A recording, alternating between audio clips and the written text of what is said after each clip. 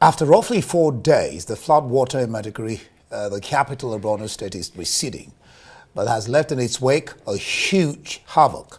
Massive evacuation by the National Emergency Management Agency, NEMA, and the State Emergency Agency is still in progress, but there is no clear figure about the number of casualties. The state government puts it at a whopping 1 million from a population of nearly 2.8 million people in Maiduguri. Residents are still making frantic efforts to rescue what is left of their properties after the flood, while others take refuge on higher ground. About 70% of the city is believed to have been submerged in the flood following torrential rains and overflow of the Ngada River, and not the collapse of the Alau Dam as earlier reported. The Minister of Water Resources and Sanitation, Joseph Otsev, made the clarification on Friday. Seriously affected at the University of Maiduguri Teaching Hospital, parts of the palace of the Emir of Borno, and the main market, leaving many traders counting their losses. Farmlands were not spared, raising serious concerns of food shortages in days ahead. The flood also washed away some cemeteries, broke down the prison wall in Maiduguri, while we understand that some convicts have escaped, as well as the zoo, with authorities reporting that some animals are on the loose. The flood has also destroyed major infrastructure in Maiduguri, especially electricity and roads. At the moment, the biggest prayer on the lips of many residents is for the rains not to come again anytime soon. But how has the emergency response been like? What happened to early warning signals, and what should be done to prevent this kind of tragedy in the future? These and many more questions begging for answers. And to help us navigate these issues, we have joining us in the studio former Acting Director General, National Emergency Management Agency, NEMA, Air Vice Marshal Akube Iyamu, retired. Glad to have you join us on Arise News this evening. Thank you indeed for having me, and thank you for the wonderful work you have been doing since this emergency started. Thank you. Thank you, Arise News, for trying to be on top of it. Yes. The report in almost all the papers, both local and foreign, was that Alau Dam collapsed and it caused this huge havoc. But the minister is coming, Engineer Joseph Otsev, Minister of Water Resources, is saying that the dam did not overflow, that it was actually the Ngada River that, overflowed and the water flowed into the dam. And then one of the dikes broke down, and that's what caused this massive havoc. I do not know what you make of the statement coming, I would say, late in the day from the minister. Well, when you have semantic sophistication, that's what you get. What is collapse? What is overflow? What is dike? The thing is that, look, the dam is like a car. You maintain it. You maintain it. The dam was built around 1985. I listened to the Minister of Information yesterday, said it has not been deseated. Yeah, I was coming. So it has not been deseated. You see, every year, you see, if you are working in a strategic position like the dam, you owe your conscience to yourself, you owe your conscience to humanity, and you owe your conscience to the nation to be on top of the case. A dam is not what you allow to just mess up, because when it mess up, it's going to mess up the whole life. And it's not a place where the water starts rising, you will say you did not see it. No, somebody dropped the ball. There's negligence. This semantic sophistication of explanation that we're all having, no, it doesn't work.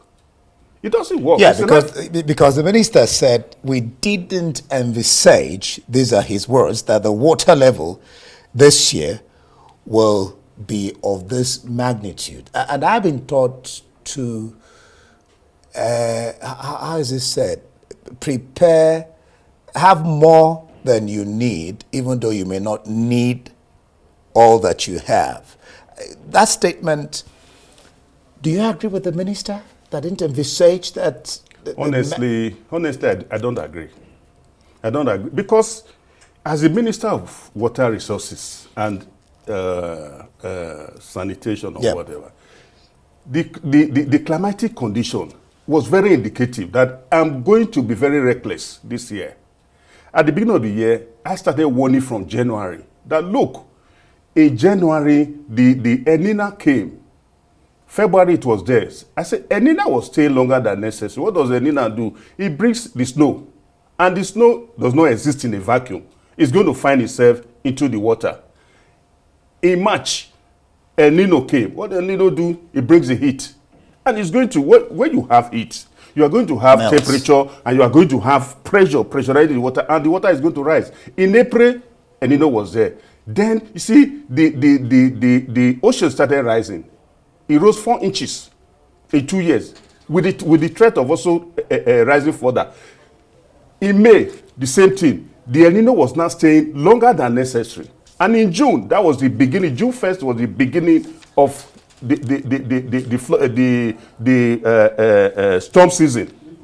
In July, we have the highest temperature ever recorded. 21st of July. You understand? In August, we got the World Overshoot Day, which means you have overused the resources, and that's the temperature that you are being pushed into the air. Nigeria's own would have been around 12 and 13 of March if we have had all our manufacturing sector and everything working. Yeah. Do you understand? So that was in August 1st. That is the overshot day. So nobody, see, the temperature has been rising, the water has been entering into the, and the phenomenon, climate change is no longer controlled by seasonal changes. No, it's not controlled by phenomenon. And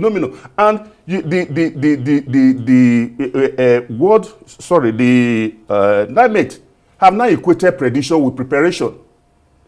If you are giving me prediction, there should be a conceptual clarification. Where is the rain starting? How heavy is it going to be? And you have to break down each of the states, because each of the states is not equally affected. So how does each state affect each other? They have their peculiarities. They have their peculiarities that are going to affect the whole water. Now you now have two phenomena now. You have the Colossus ice, which is A23A. That's the largest iceberg that was very unstable in the Antarctica, pouring water into the atmosphere. And you have the glacial lake outburst flood. That is the most consequential. You know, glacier and glacier, they are not the same thing. Glacier is the storm that is accumulating. That's why glacier is the adjective. Water is being formed around there. And what does that happen? Enough of water was pushed up in the Sahel. You can see the trend now from Central Europe up to Asia. You see what is happening in Vietnam. So if you see the Sahel, it starts from Saudi Arabia and coming all the way down. Water was pushed into the equator. A lot of it. And nations, let me just land on it. Okay, and nations were being warned about this. Where Nigeria is not in the equator, it's above the equator, but the water is going to be very consequential on the Sahel, So now what are you now having now? It's called geomorphology. Geomorphology is a mega flood. It's high magnitude flood with very low frequency. What do you now do? It takes everything along its way. Do you understand? So that is what is happening. We have phenomena that has warned us to say that, look, the amount of water that you are going to have is going to be very consequential. And the consequential aspect of it is always the dam. It's always the dam. Because dam is built for a specific amount of water. Yes. And if you are having so much of it, the Lauda was built for 112 million meters cube of water. You understand what I'm saying? If you are not having more than, dams should be maintained. The spillover point should be maintained. It should be deseated. The same procedure happen all over the world. At every point in the year, you create a time that you are supposed to evacuate the water and deseat it.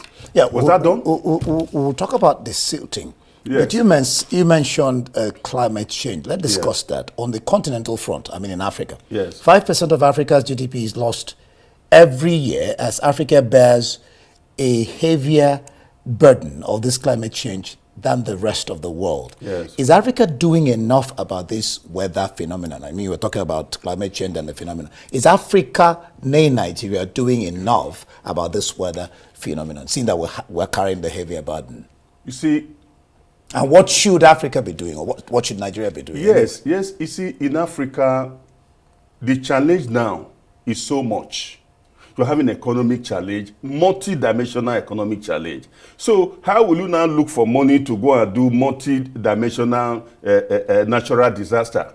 Africa cannot do. They need a whole lot of money, particularly in Nigeria. We just think that we can fund it by the envelope budget. The problem with Nigeria is that we still look at our money in terms of share volume.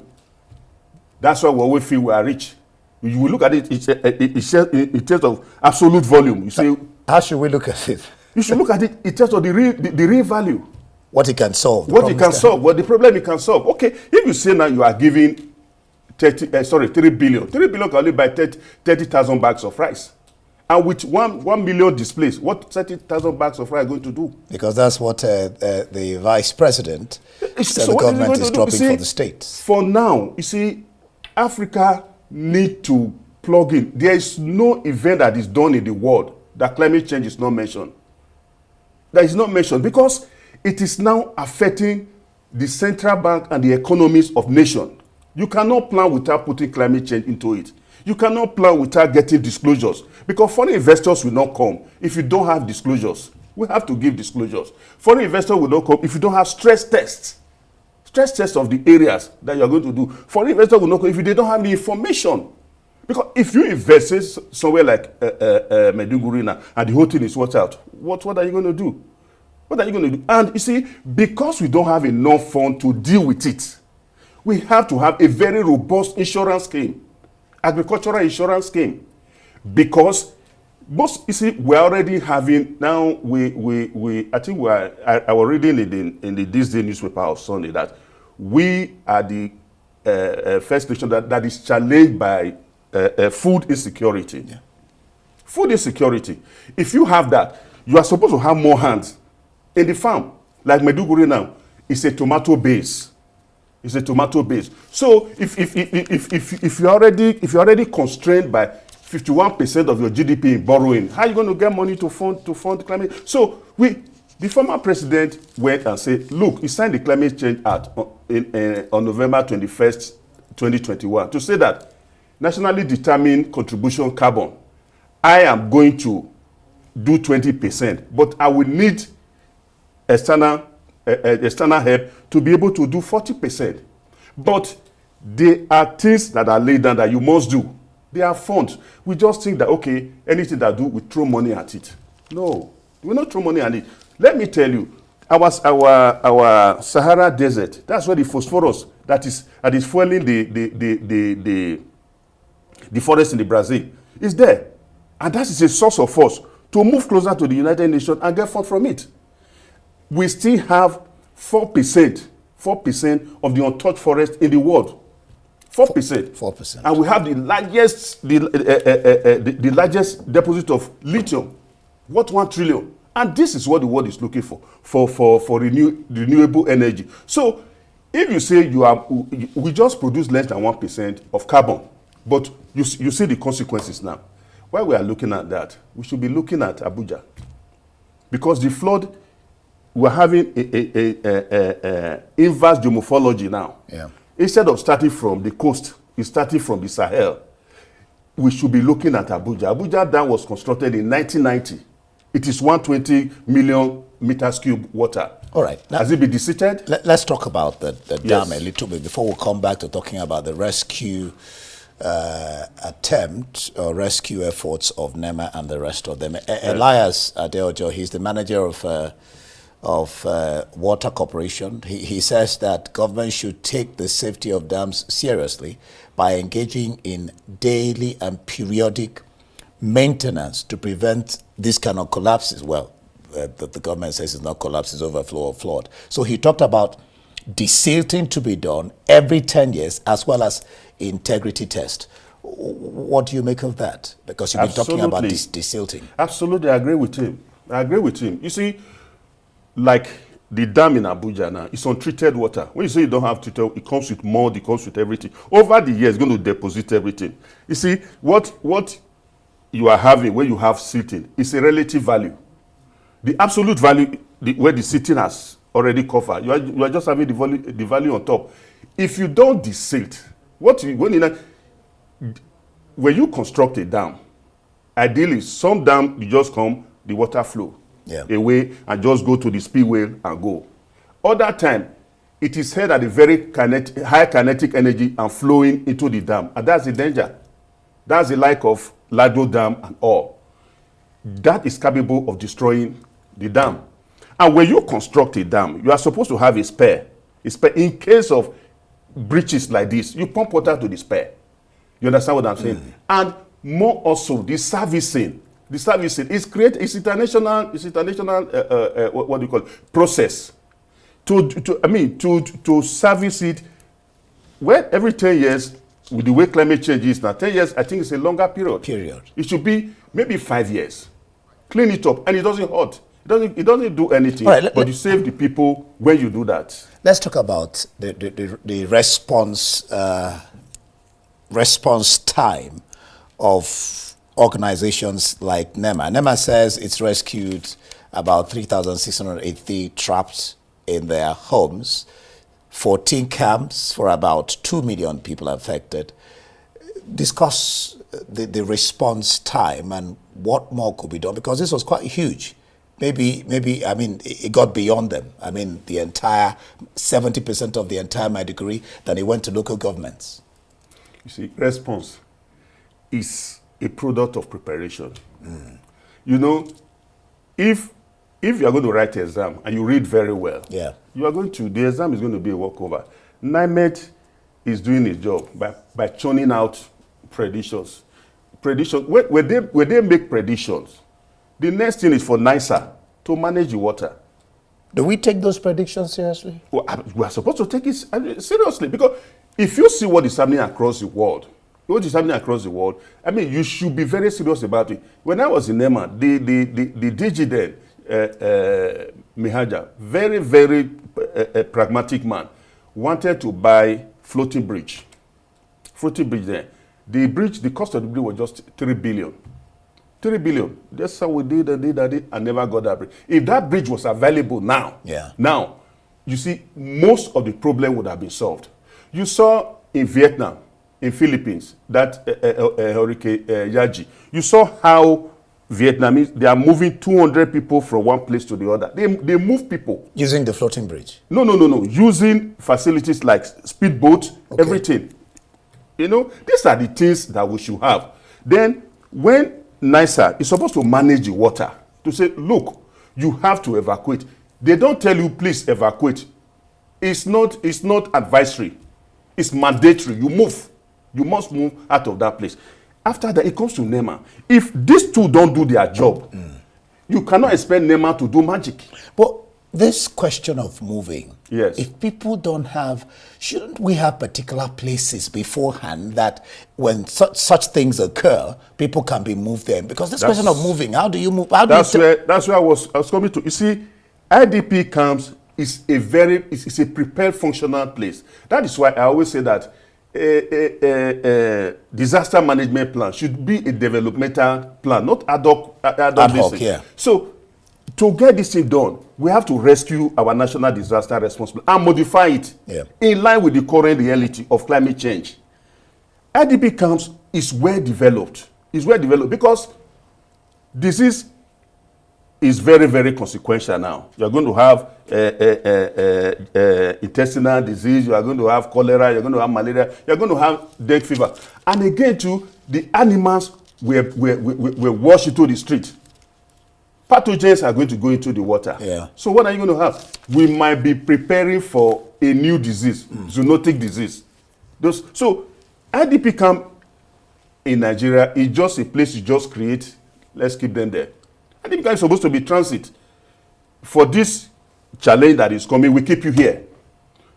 After so and so on days, 90 days, we move you back.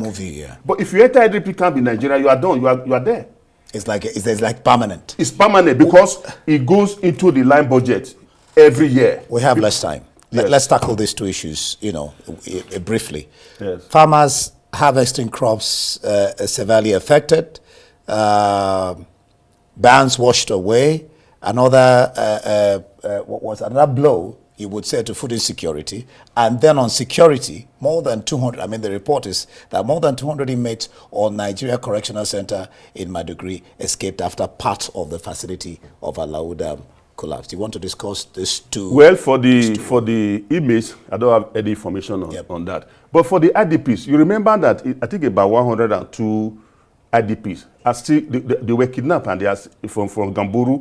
They are still there. So how are you going to secure this large amount of IDPs that is going to pour in? About 1 million that is going to pour in. How are you going to secure them? For the food insecurity, we have to quickly think about insurance now, food insurance, because some people that were affected as far as 2012, they are still there. They've been wiped. Their lives and livelihood have been wiped out. So we have, you see, every nation now is an integral part. Food insurance now. It's an integral part, because you have to bring them back to life. You have to give them implements and all money to start their life. So it's a whole of nation approach, and the feeding have to be very, very organized. In the trial yesterday that I didn't sleep, I was looking at the development in Maiduguri. Yeah. The IDPs are crying that the food is not sufficient. So we have to come in and see. We have to work on their psychology, because the trauma, they are all traumatized. Yeah. The psychologist should go in there and talk to them. It's a passing phase, and you will get back to your place and let government make good its promise. Otherwise, the whole of our plan will come undone. Thank you so much. We've been discussing with former Acting Director General, National Emergency Management Agency, NEMA, Air Vice Marshal Akube Iyamu, retired. Thank you so much for sparing us your time to be here for having me to discuss this.